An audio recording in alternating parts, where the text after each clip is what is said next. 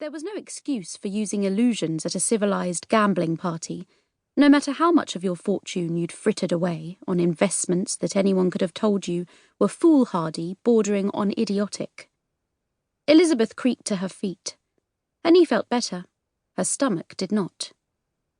I simply didn't expect to be making voyages at this stage of my life, though I will allow, grudgingly, the last time I crossed the Atlantic, I remember the seasickness being even worse.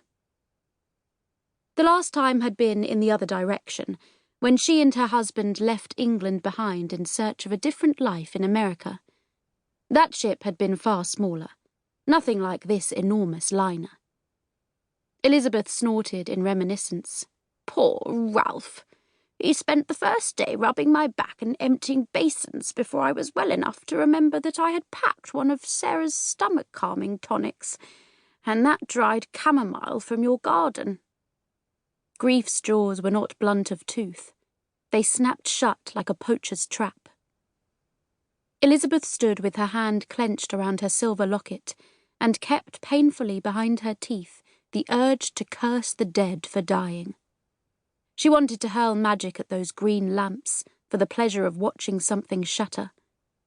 Memory plagued her, gutted her, snarled at her heels. Flora had wrapped magic like gossamer around her chamomile as it grew. She'd whispered to it until even the flower's subtle scent on the edge of a breeze was a soporific charm, like fingers laid on the eyelids. Slowly, Elizabeth's grip on the locket loosened. She checked her palm, as if she might have pressed the pattern of sunflowers into her skin. Surely the size of this pain was out of proportion to all reason. She and Flora had spent the latter halves of their lives on different continents. They were old enough that death might well be expected to come knocking.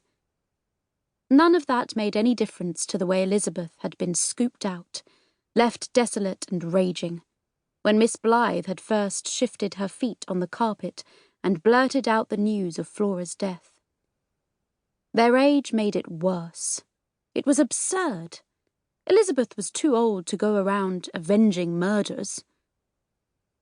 She would do it anyway, of course, even if her bones felt too brittle to hold the anger that drove her forward. I know, she muttered. As long as I've life, I can choose what to do with it. Elizabeth Navenby talked to the dead not in the general, but in the particular. More than that, she had talked to her particular dead person since long before the descriptor applied. Ever since leaving England, she talked as if Flora Sutton were there, as if the locket linked them in more ways than the metaphorical, as if they'd found a way to overcome the limitations of magic at vast distances. And any words she spoke would truly be carried back across the ocean and into Flora's ears. She'd refrained in front of Miss Blyth. Her tongue felt crammed full of things that had been building up unsaid. Now that she could let them out in peace, the weightiest ones were rolling forward. I thought I would know the exact moment, said Elizabeth Navenby to her absent dead. I truly did. I thought, I'd sit up in bed with my heart a-flutter, be stopped in the street by a moment of dread. No, I had to be told to my face, months after you were in the ground. Had to sit there gaping like a fish and realise that even after, nobody thought I might appreciate a damn telegram. Another surge of angry grief. As if sensing it, Dorian gave a long croak of a sigh. No, the wretched bird was not empathetic, merely passive-aggressive. He resorted to the pathos of croaking as a hint that he wanted attention, or lunch. Elizabeth removed the bowl from his cage and filled it with fresh water. Hopefully, Miss Blyth would remember, during her exploration, to ask the stewards about food for him.